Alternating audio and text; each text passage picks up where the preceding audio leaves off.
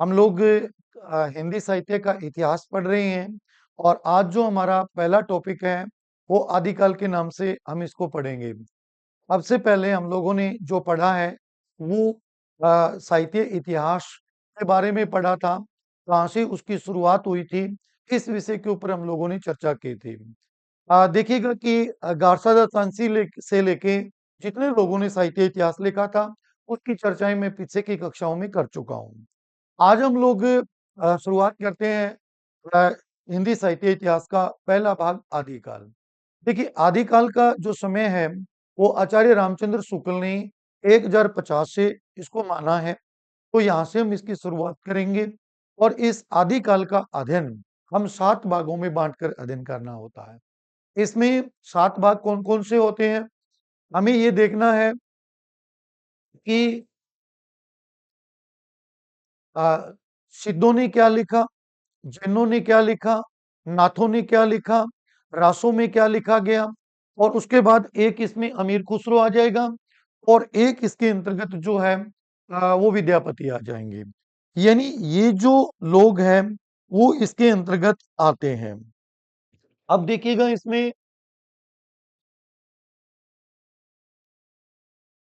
7वें number पे हम पढ़ेंगे, इसे हम लौकिक साहित्य कहते हैं।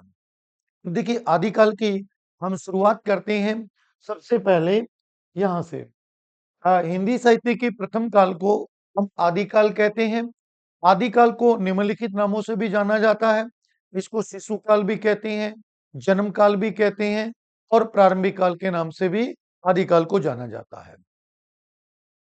इसके बाद आप लोग देखिएगा इसमें आदिकाल राजनीतिक दृष्टि से राजा हर्षवर्धन के पतन के समय इसका उदय हुआ था और डॉक्टर नगेंद्र ने भाषा की दृष्टि से अपभ्रंश का बढ़ावा ही आदिकाल है। आचार्य रामचंद्र शुक्ल ने पुरानी हिंदी को प्राकृत भाषा कहकर पुकारा था। गुड मॉर्निंग, आप सबको बहुत बहुत नमस्कार। हाँ जी।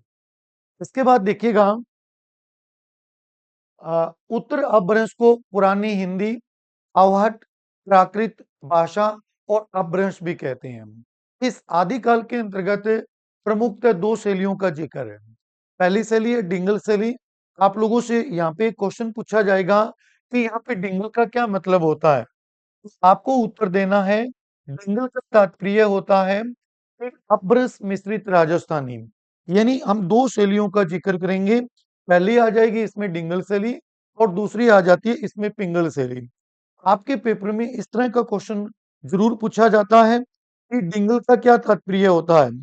आपको उसमें उत्तर देना है कि डिंगल का तात्पर्य है अपभ्रंश मिश्रित राजस्थानी और इसमें ज्यादातर वीरेश का काव्य लिखा गया था।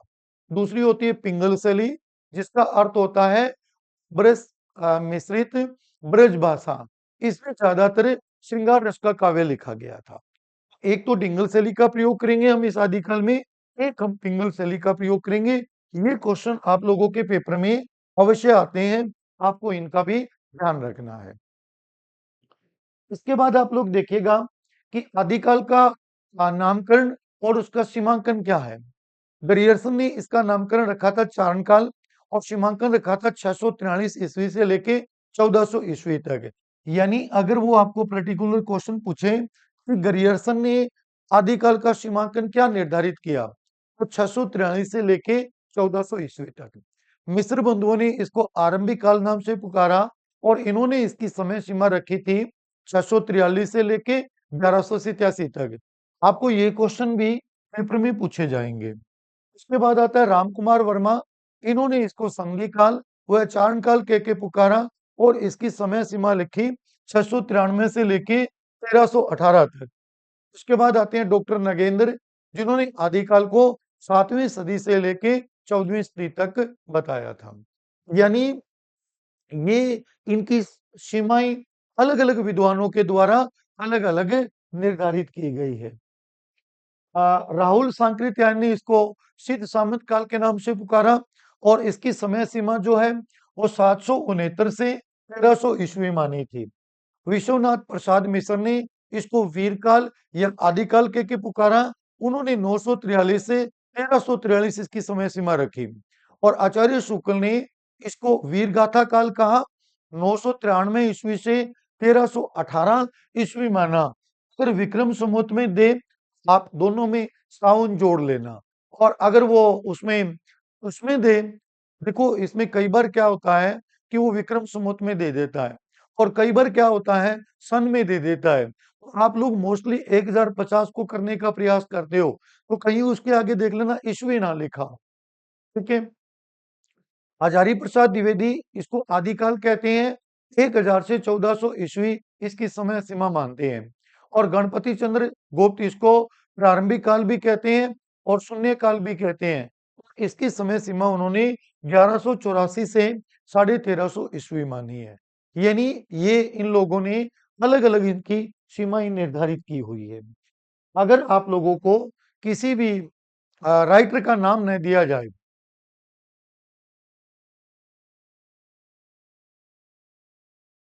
हाँ बिल्कुल, क्वेश्चन आते हैं, इसलिए मैंने लिखा है रेखा चौधरी। क्वेश्चन उसके पास यही तो होते हैं, इस विद्वान ने क्या सीमा रखी, इसने क्या रखी। ठीक है। अब महावीर प्रसाद द्विवेदी ने इसको बीज वपन काल कहा, वीरेंद्र वर्मा ने अपभ्रंश काल कहा, चंद्रधर शर्मा गुलेरी ने अपभ्रंश काल बोला, रमाशंकर शुक्ल रसास ने इसको जय काल कहा, पृथ्वीनाथ कमल कुलश्रेष्ठ ने इसको अंधकार कहा, और बचन सिंह ने इसको अपभ्रंश काल, जातीय साहित्य का उदय भी बोला। श्याम सुंदर दास इसको वीरकाल भी कहते हैं और अपभ्रंश काल भी कहते हैं। कई बार क्या होता है इनका नाम देख के पूछते हैं कि इन्होंने इसका क्या नाम रखा था। अब आदिकाल को हम 7 भागों में बांटेंगे मोटे रूप में। पहला भाग आएगा इसका सिद्ध साहित्य, जो 797 से 1257 ईस्वी तक है। दूसरा है नाथ, 12वीं से 14वीं शताब्दी मानते हैं। जैन 8वीं से 13वीं, फिर रासो साहित्य, फिर विद्यापति, फिर अमीर खुसरो, फिर लौकिक साहित्य। यानी आप लोगों को आदिकाल को 7 भागों में बांटकर अध्ययन करना चाहिए, और हमें यह भी ध्यान रखना चाहिए कि कौन से काल में कौन सा लेखक बैठेगा इसमें। आदिकाल के ये 7 भाग है। सबसे पहले आज हम जिसकी चर्चा करेंगे वो है सिद्ध साहित्य। सिद्ध साहित्य का जो समय है वो 797 ईस्वी से लेके 1257 ईस्वी तक है। अब हम लोगों की मुख्य बात ये उठती है कि भाई हम सिद्ध किसको कहते हैं, सिद्धों ने कैसी रचनाएं लिखी थी, इनके काव्य की क्या क्या विशेषताएं थी, इन बातों की चर्चा हम लोग यहाँ पर करेंगे। देखिएगा, बिहार में नालंदा विश्वविद्यालय था और तक्षशिला विश्वविद्यालय। ये नालंदा विश्वविद्यालय और तक्षशिला विश्वविद्यालय जो थे, ये भारत में शिक्षा के प्रमुख केंद्र थे। 12वीं शताब्दी के अंतर्गत एक आक्रांता आता है, लुटेरा आता है, जिसका नाम था बख्तियार खिलजी, बख्तियार खान खिलजी।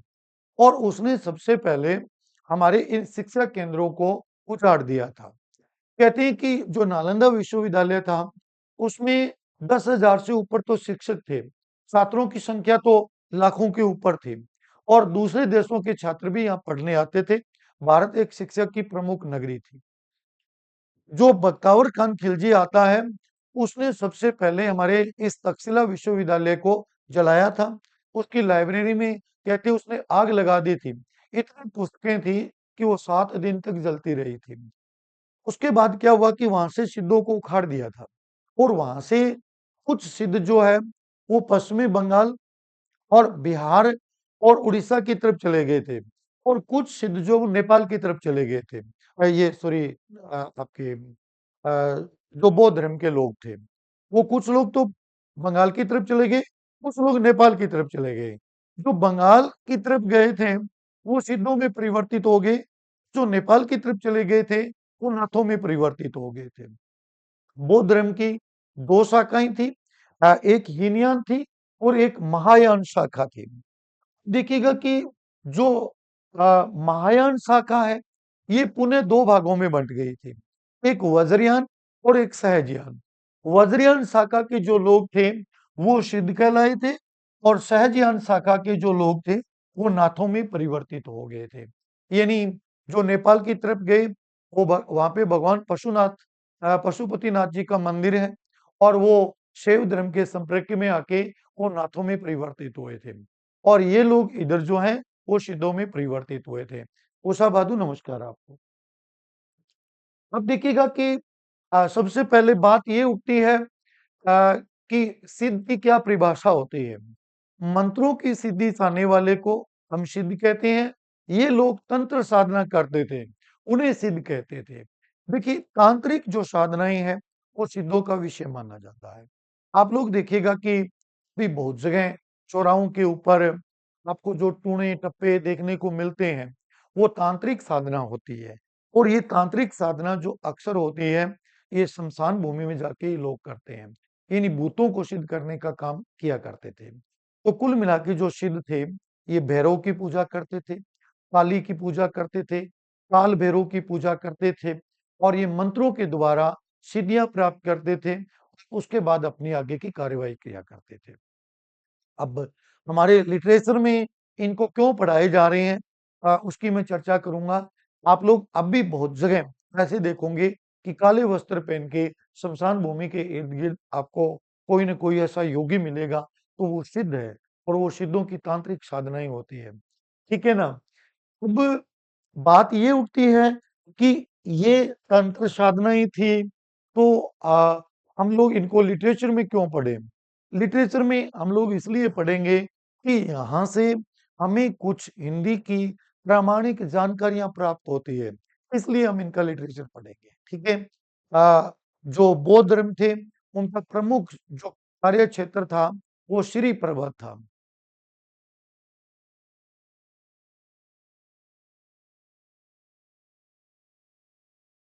इनका देखिएगा कि तांत्रिक तांत्रिक जो है वो अब भी है, झाड़-फूँक वगैरह करते हैं।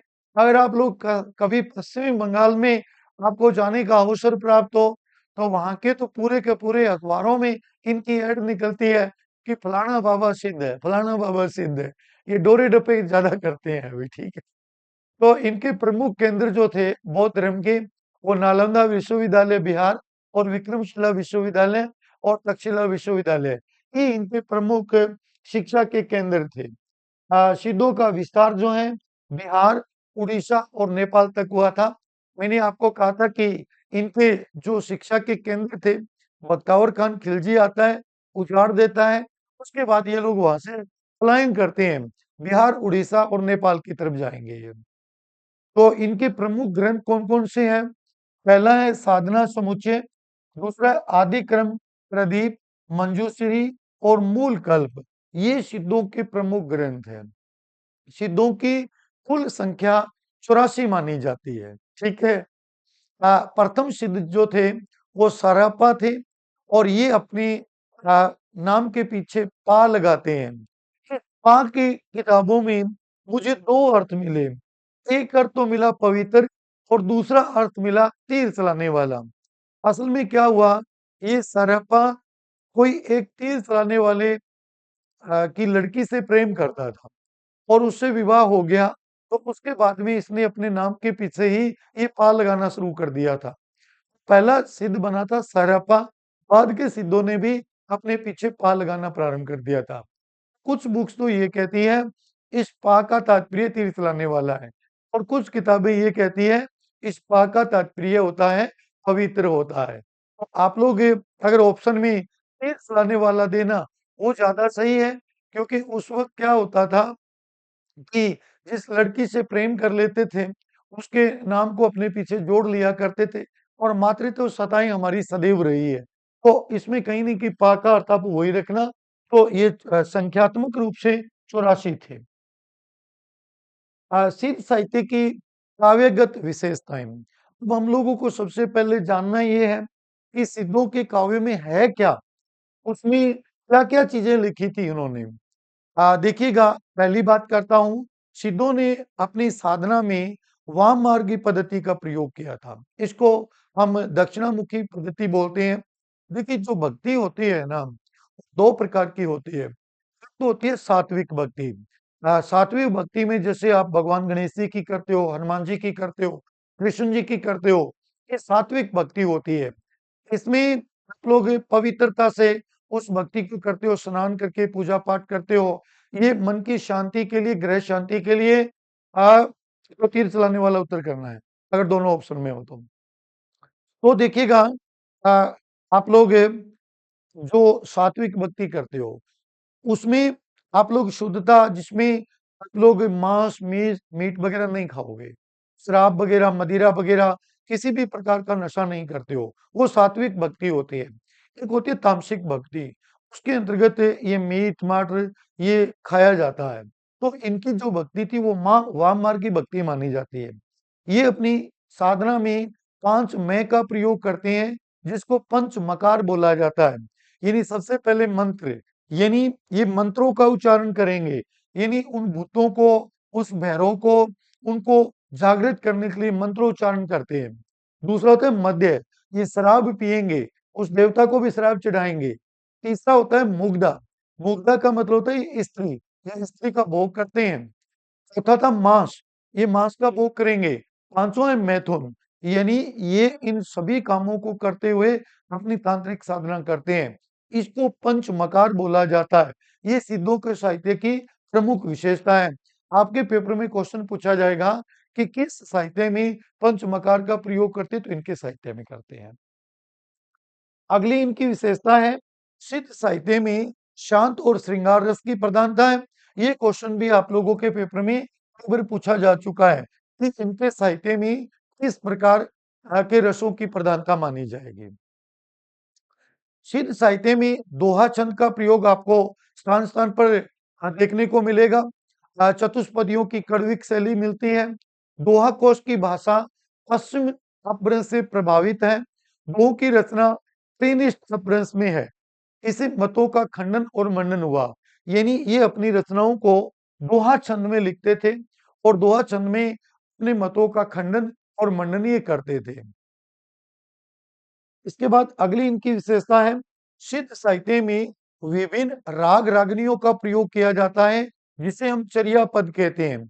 चर्या का अर्थ होता है चरित या देन देन, कार्यक्रम का व्यवहारिक रूप। यानी चर्या के दो अर्थ होते हैं, एक तो उसका होता है चरित्र, एक होता है देन देन, यानी जो रोजाना की इनकी प्रक्रिया थी उनको वो लिखना।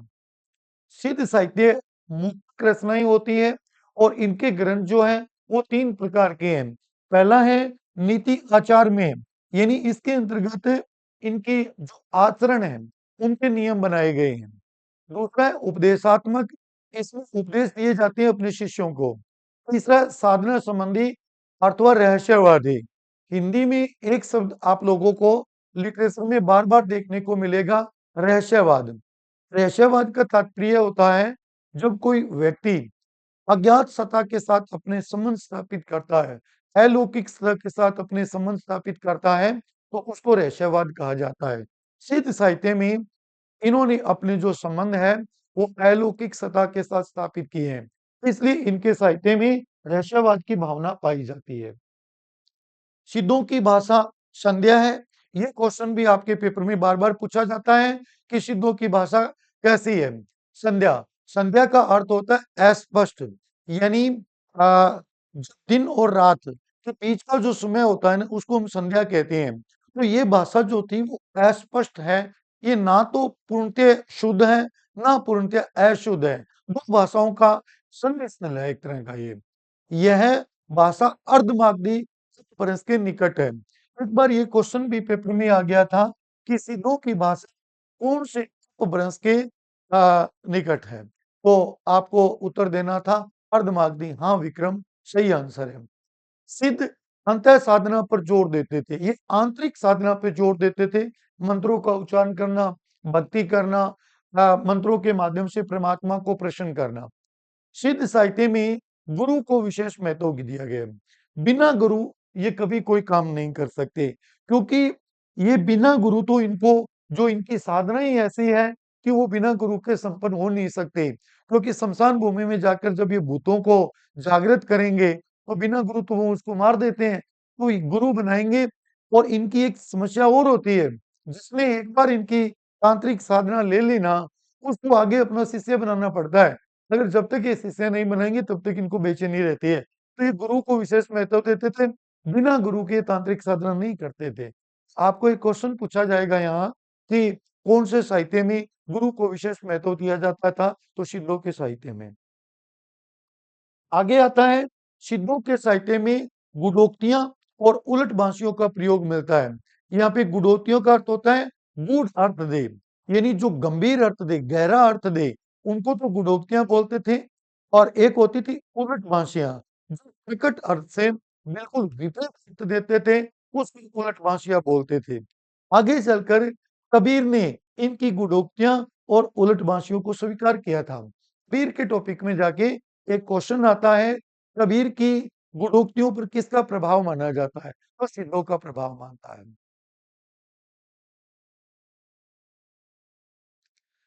नहीं, उनको करने का तरीका गुरु बताएगा, सीधा नहीं प्रभावशाली होते हैं वो। ठीक है। आप देखो, पढ़ने को तो आप लोग ही आदिकाल पढ़ सकते हो, लेकिन आप मेरे बिना क्यों नहीं पढ़ रहे हो? क्योंकि मैं इसको आपको सही तरीके से इसका सही व्याख्यान करके बताऊंगा ना, इसलिए। सिद्ध साहित्य में मैथुन सुख को सबसे बड़ा सुख माना गया है। इनके अनुसार सहवास सुख ही परम सुख है, यानी ये मैथुन सुख को विशेष महत्व देते थे और सहवास सुख को ही ये लोग परम सुख मानते थे। जो नाथ है वो इस चीज का विरोध करेंगे। जैसे कबीर जी ये कहेंगे कि परमात्मा की प्राप्ति परम सुख है, ये कहते थे कि सहवास सुख ही परम सुख है। सिद्ध साहित्य में शिव और शक्ति की आराधना मैथुन व्रत रूप में की गई है। आप लोग देखोगे कि हिंदू धर्म के अंतर्गत आपको देवताओं के अलग अलग रूप मिलेंगे, सात्विक और तामसिक दोनों रूपों में उनकी पूजा की जाती है। कि भगवान तो ये कहता है कि जैसा तुझको चाहे मैं उस रूप में आने के लिए तैयार हूँ। ठीक है। तुलसीदास जी भी इस तरह का एक दोहा भी लिखते हैं, कि जैसे मन का भाव होगा उसी प्रकार उसको परमात्मा प्राप्त हो जाएगा। कबीर जी टोना टोटका नहीं करते थे, वो अपनी वाणियों में गुणोक्तियों का अर्थ करते थे। टोना टोटका से तो वो खिलाफ थे। ठीक है। नहीं रेखा चौधरी, मैं इनके साथ कहाँ रहा हुआ हूँ? मैं तो विद्यार्थियों के साथ रहा हूँ। 21 साल से तो आप लोगों के साथ ही घूम रहा हूँ अभी तक। हाँ, सिद्ध साहित्य में शिव शक्ति की आराधना मैथुन रूप में दिखाई गई है। और अगर आप सात्विक रूप में शिव और शक्ति को शिव और पार्वती को देखोगे तो वो आपको सात्विक रूप में आशीर्वाद देते हुए दिखाई जाएंगे। तो जैसे आपका मन होगा उसी प्रकार की परमात्मा की भक्ति आप कर सकते हो। तो इनका मन ही इसी प्रकार का था। विक्रम कह रहा है कि गुरुजी फर्स्ट ग्रेड लगने का मंत्र दे दो। वो मंत्र ही तो दे रहा हूँ, ये किसके लिए कर रहा हूँ? आप लोगों के लिए ही तो कर रहा हूँ। पहले आप लोगों ने कहा कि गुरुजी हमें पढ़ाओ पढ़ाओ, पढ़ाना शुरू किया। बाद में आप लोगों ने कहा हमसे तो धूप में नहीं आ जाता, हमें सर्दी में लगती है, हमें गर्मी लगती है। तो फिर मैंने सोचा चलो आपको घर बैठे मोबाइल में आ जाता हूँ, तो अब आ गया हूँ। तो मैं तो आप लोगों के लिए लगाने के लिए ही कर रहा हूँ। अपने जीवन में तो मैं कुछ कर ही नहीं रहा हूँ, केवल आप लोगों के लिए ही कर रहा हूँ। आप लोगों के साथ मुझे कितना पढ़ना पड़ता है। ठीक है ना? सिद्ध साहित्य में ब्राह्मणवाद और पाखंडवाद का विरोध किया था। इन्होंने ब्राह्मणवाद का और पाखंडवाद का विरोध किया था। राहुल साकृत्याय ने हिंदी काव्य धारा नाम से सिद्धों की रचनाओं को प्रकाशित करवाया था। बौद्ध धर्म के शून्यवाद, शंकराचार्य के अद्वैतवाद और मायावाद का मार्ग भी इन्होंने प्रशस्त किया था। सिद्धों ने जन भाषा में अपनी वाणी का प्रचार प्रसार किया था। उस वक्त उन लोगों की जो भाषा थी उसमें ये प्रचार प्रसार किए थे। आप लोग कभी पश्चिमी बंगाल जाके देखना, वहां पे इनका प्रभाव अब तक है। हमारे यहाँ तो कभी कभार कोई कोई आता है। तो मैं वही तो मंत्र दे रहा हूँ ना आप लोगों को। सिद्धों ने राष्ट्रमय साधना के स्थान पर सहज मार्ग का प्रयोग किया। जो नाथ थे वो तो क्या करते थे कि 12-12 वर्ष की समाधि लगाते थे, धूप में बैठ जाते थे, चारों तरफ आग जला के उसके बीच में बैठ के साधना करते थे, पानी में खड़ी होकर ओढ़कर साधना करते थे, एक पैर के ऊपर खड़े होकर साधना करते थे। तो उन्होंने कहा उस प्रकार की कष्ट प्रधान साधना नहीं करनी। इन्होंने कहा कि शराब पियो, नारी भोग करो, एंजॉय करते हुए करो। ये इस प्रकार की साधना करते थे। सिद्धों ने प्रवृत्तियों के दमन को गलत बताया और इन्होंने कहा विष ही विष की औषधि है। इन्होंने कहा कि जो वासनागत आदमी में विचार आते हैं उनको दबाना नहीं चाहिए, उनको ओपनली भोग करना चाहिए। ये कहते हैं कि जहर की दवाई जहर है, आपके पेपर में एक क्वेश्चन आएगा कि विष ही विष की औषधि है। ये सिद्धांत किसने दिया था? ये सिद्धों ने दिया था।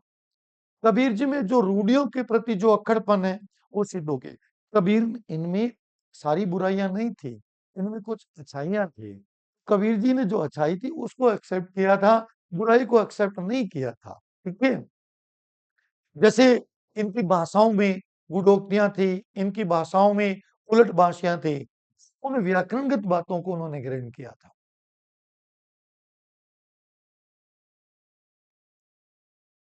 ठीक है?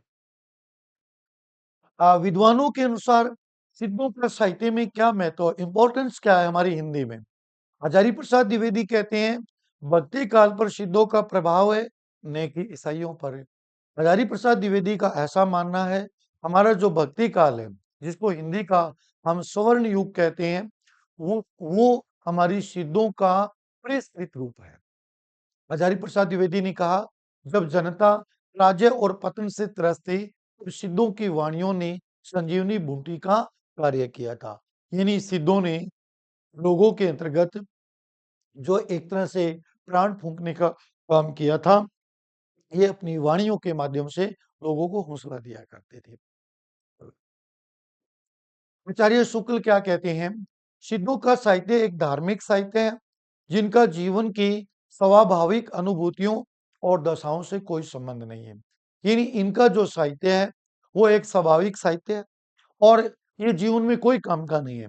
इन्होंने इसको साहित्य श्रेणी से बाहर कर दिया था। लेकिन इस बात का विरोध हजारी प्रसाद द्विवेदी करते हैं। वो कहते हैं कि अगर हम धार्मिक साहित्य को बाहर कर देंगे तो हमारी हिंदी में कुछ नहीं बचेगा, फिर तो हमारा पूरा का पूरा भक्ति काल ही बाहर चला जाएगा। रामकुमार वर्मा ने कहा सिद्धों के साहित्य से आदिकाल की प्रामाणिक सामग्री प्राप्त होती है। यानी डॉक्टर रामकुमार वर्मा का मानना है कि सिद्धों का हमारे जीवन में इसलिए इंपॉर्टेंस है कि इनसे हमें जो है प्रामाणिक जानकारियां प्राप्त होती है। सिद्ध साहित्य के संपादन का कार्य अंग्रेज बेडल ने किया था। हरप्रसाद शास्त्री ने बोधगान और दोहा नाम से ग्रंथ लिखा था जिसका प्रकाशन प्रबोध चंद्र वागची ने करवाया था। दोहा कोश का रचना का प्रकाशन भी प्रबोध चंद्र वागजी के द्वारा ही करवाया गया था। यानी इस रचना का प्रकाशन जो है प्रबोध चंद्र वागजी ने करवाया था, ये आपको ध्यान रखना है। अब आता है कि प्रमुख सिद्ध और उनकी रचनाएं। यानी सिद्ध कौन कौन से थे? एक तो आप लोगों के सामने सरपा ये बैठा है तीर लेके, इस तरह का आदमी था भाई ये। ठीक है? अच्छी सी इसकी वेशभूषा देख लीजिएगा। ये सरपा है, ये प्रथम सिद्ध है, हिंदी का प्रथम कवि भी माना जाता है और प्रथम सिद्ध भी माना जाता है। लास्ट ईयर आप लोगों के पेपर में एक क्वेश्चन आ गया था कि हिंदी का प्रथम आचार्य बताइए। आचार्य तो केशव है, लेकिन हिंदी का प्रथम कवि जो ये हिंदी की प्रथम रचना सार्वकाचार है, वो आचार्य देवसेन की लिखी हुई है। इसकी रचना को प्रथम नहीं माना क्योंकि इसकी रचना पूर्ण रूप से हमें प्राप्त नहीं हुई थी। सरपा का जन्म 769 ईस्वी में हुआ था। इनका मूल नाम जो है राहुल सांकृतिक के अनुसार ये हिंदी के प्रथम कवि है।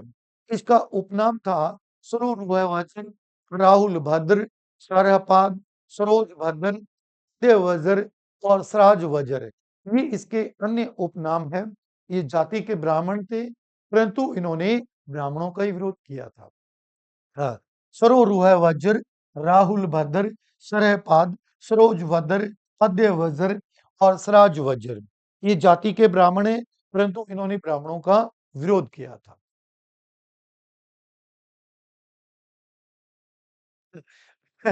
अति सुंदर है। महेश ने भी इसको अति सुंदर लिखा है। तो रेखा चौधरी सरफा हैंडसम नहीं दिखा क्या? कुछ विद्वान इन्हें सहजान शाखा का प्रवर्तक भी कहते हैं। सरापे के गुरु का नाम नागार्जुन था। इन्होंने वाम मार्ग का उपदेश दिया तथा जीवन की दृष्टि में 5 बातों का समावेश किया था इस सरापा ने। पहला था संयम, दूसरा था पाखंड विनाश, तीसरा था गुरु सेवा, चौथा था सहज मार्ग और पांचवा था महाशोक। आपके पेपर में ये क्वेश्चन आएगा कि सरपा ने कौन से 5 उपदेश दिए थे? संयम, पाखंड विनाश, गुरु सेवा, सहज मार्ग और महाशोक। ये 5 इन्होंने जो है मंत्र के रूप में दिए थे। सरपा का कथन है, सहज भोग मार्ग जीव को महासुख की ओर ले जाता है। कहते हैं ना गुरुजी।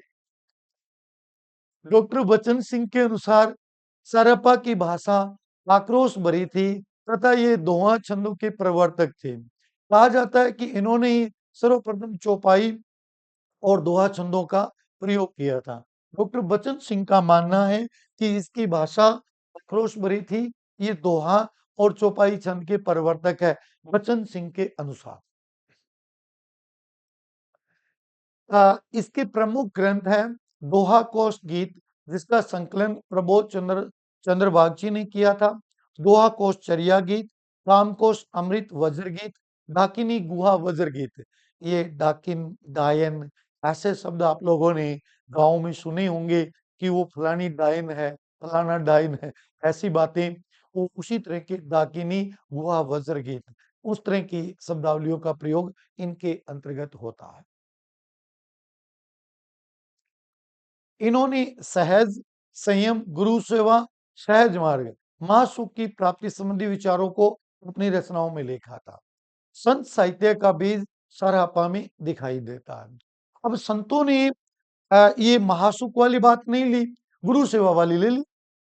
इसमें एक बात उनको अच्छी लगी तो एक स्वीकार कर ली, जो बातें अच्छी नहीं लगी वो नहीं स्वीकार करेंगे। तो हम लोग देखेंगे कि संतों के ऊपर सिद्धों का भी प्रभाव पड़ेगा, नाथों का भी पड़ेगा, तो शंकराचार्य का भी पड़ेगा। अच्छी-अच्छी बातें ग्रहण कर ली ना, आप लोगों को देखो प्रत्येक जो व्यक्ति होता है, वो पूर्ण रूप से अच्छा नहीं होता है, लेकिन उसमें कुछ अच्छाई होती है।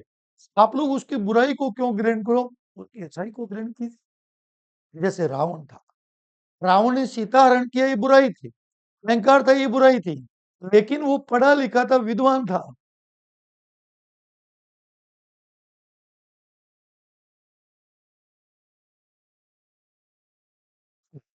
पूछते हैं तो देखिएगा जो उसमें बुराई है उसको थोड़ी ग्रहण करते हैं।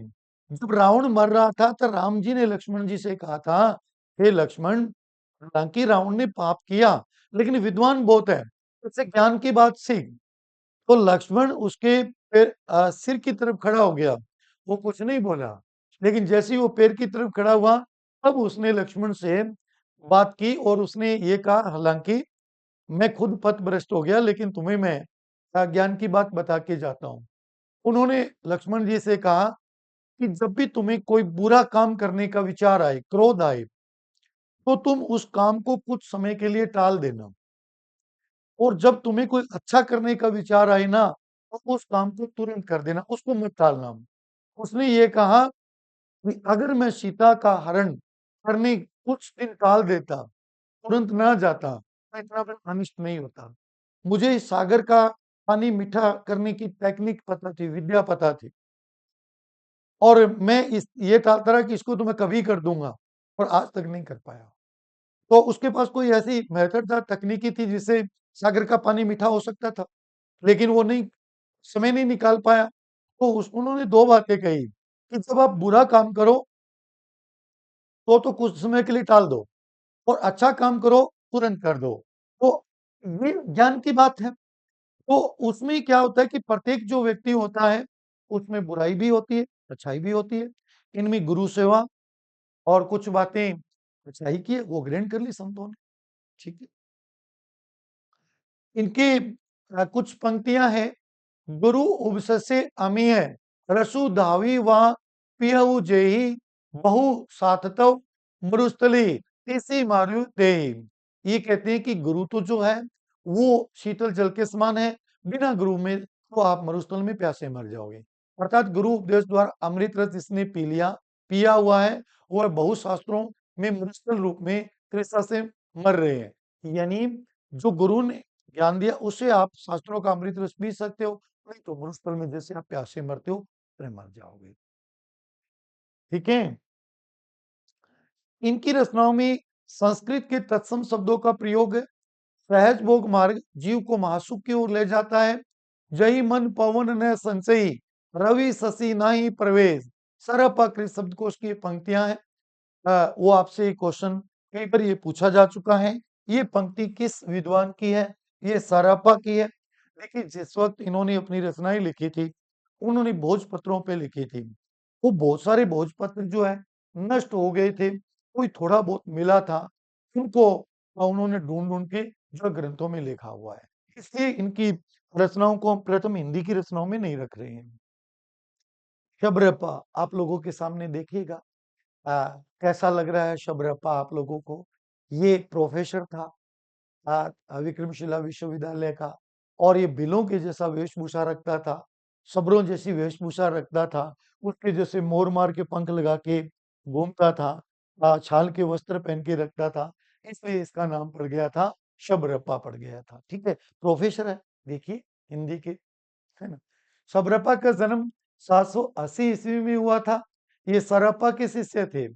ये क्षत्रिय वंशी शासक धर्मपाल के समकालीन थे। ये विक्रमशिला विश्वविद्यालय के आचार्य थे, प्रोफेसर थे ये बहुत बड़े। ये शबरों यानी आदिवासी जैसी वेशभूषा बनाकर रहते थे, इसलिए इनका नाम शबरपा पड़ गया था। यानी बिलों के जैसी वेशभूषा बना के रखते थे, मोर मार की पांख रखते थे, यहाँ पे फाल के कपड़े पहनते थे, और बड़े बड़े पत्तों से अपने शरीर को ढक के रखते थे। तो शबरों जैसी वेशभूषा थी, इसलिए इनका नाम क्या पड़ गया? शबरपा पड़ गया। देखिए कितने सुंदर विद्वान आप लोगों के सामने है। ठीक है, इनके ग्रंथों में महामुद्रा वज्र गीत, चित्र गुहा गंभीर गीत और वज्र योगिनी साधना, ये इनके 3 ग्रंथ है। अ, थोड़े ही थोड़े ही थोड़े ही ग्रंथ इनसे हमें मिलते हैं। उस वक्त जो है दीमक वगैरह आ गई थी, हमारा दुर्भाग्य था। अगर हमें इनके सारे ग्रंथ प्राप्त होते तो आप लोगों को कितनी ज्ञान की प्राप्ति होती। अगले हैं लुइपा। लुइपा का जन्म 830 ईस्वी का हुआ है। ये सबरपा के शिष्य थे। डॉक्टर नगेंद्र के अनुसार साधना के क्षेत्र में इनकी विशेष प्रसिद्धि थी। ये क्वेश्चन आप लोगों के पेपर में जरूर आएगा कि भाई साधना के क्षेत्र में किसकी प्रसिद्धि थी? लुइपा की। गणअप्पा के त्रियचर्य विनिश्चय ग्रंथ में इनको सहज धर्म अथवा सहज ज्ञान शाखा का प्रथम आचार्य माना हुआ है। इनके प्रभाव से उड़ीसा के राजा और उनके 9 मंत्री इसके शिष्य बन गए थे। सच में प्रोफेसर लग रहे हैं। इनके प्रमुख ग्रंथ हैं बोधोदय, अभिसमय विभाग और लुइपा गीतिका, यानी ये इनके प्रमुख ग्रंथ हैं। अगले हैं, थोड़े कम से ही दिखेंगे भाई, क्योंकि प्राचीन काल का चित्र है, इस तरह का है। कणहप्पा, इनका जन्म 820 ईस्वी में हुआ था। ये जालंधरप्पा के शिष्य थे। ये विद्वान और पंडित थे। ये सिद्धों में श्रेष्ठ कवि थे। ये इंपॉर्टेंट बात है कि सिद्धों के श्रेष्ठ कवि कौन है? कणप्पा है। ये सबसे ज्यादा विद्वान थे। इन्होंने सबसे ज्यादा 74 ग्रंथ लिखे थे। ये क्वेश्चन भी आएगा कि ये क्वेश्चन भी आपके पेपर में आएगा कि सिद्धों में सबसे ज्यादा ग्रंथ लिखने वाले विद्वान कौन थे? तो ये थे। इन्होंने 74 ग्रंथ लिखे थे। इन्होंने दर्शन शास्त्र, रहस्यवाद पर साहित्य लिखे थे। बड़े फिलोसफर थे। पाखंडवाद के इन्होंने विरोध किया था। राहुल सांकृत्यायन में इनमें कविता और पांडित्य का बेजोड़ मिश्रण बताया। पंडित लोग निगमागम और पुराण को सब कुछ मानकर गर्व करते हैं, पर ये उसे ये भौरे की तरह जो परिपक्व है बार बार घूमते रहते हैं। ये कहते हैं पुराणों को तो इसने भौरे के समान बताया था। कणप्पा भौरे की तरह है जो परिपक्व श्रीफल के बाहर घूमता है। यानी कणप्पा तो खुद भौरे के जैसा है, पूर्णतः नहीं दिखेगा, पोटलिया इतना की दिखेगा इसका। तो इसके 2 ग्रंथ थे, कणहप्पा गीतिका और चरिया चरिया विनिश्चय, इसके 2 ग्रंथ थे ये। अगले विद्वान है डोम्बिपा। इनका जन्म 840 को हुआ था। ये विरूपा के शिष्य है। ठीक है। आ, इनका जन्म मगध के क्षत्रिय वंश में हुआ था। इन्होंने कुल 21 ग्रंथ लिखे थे डोम्बिपा ने। और डोम्बिपा की जो ग्रंथ है, डोम्बी गीतिका, अक्षरदविकोपदेश और योगचर्या, ये इसके प्रमुख ग्रंथ हैं। इसके बाद आप लोग देखिएगा कि ये प्रमुख सिद्ध थे और इनका ये योगदान है हमारे साहित्य में। बाकी जो सिद्ध हैं, उनकी रचनाएं हम लोगों को पे नहीं है, इन 4-5 की प्राप्त है। कुछ लोग तो कहते हैं कि 14 सिद्धों की रचनाएं प्राप्य है, लेकिन उनकी कोई ज़्यादा स्पष्ट नहीं मिली है। तो ये आप लोगों के जो है पूरा सिद्ध साहित्य था। अब कल आप लोगों को पहले नाथ कराऊंगा, फिर नाथ और सिद्धों के क्वेश्चन आपको मिक्सक रूप में करा दूंगा मैं। तो आज की क्लास आपकी इतनी रहेगी। कल अपने 9 बज के 10 मिनट पर पुनः मिलते हैं। सबको बहुत बहुत धन्यवाद, शुभकामनाएं।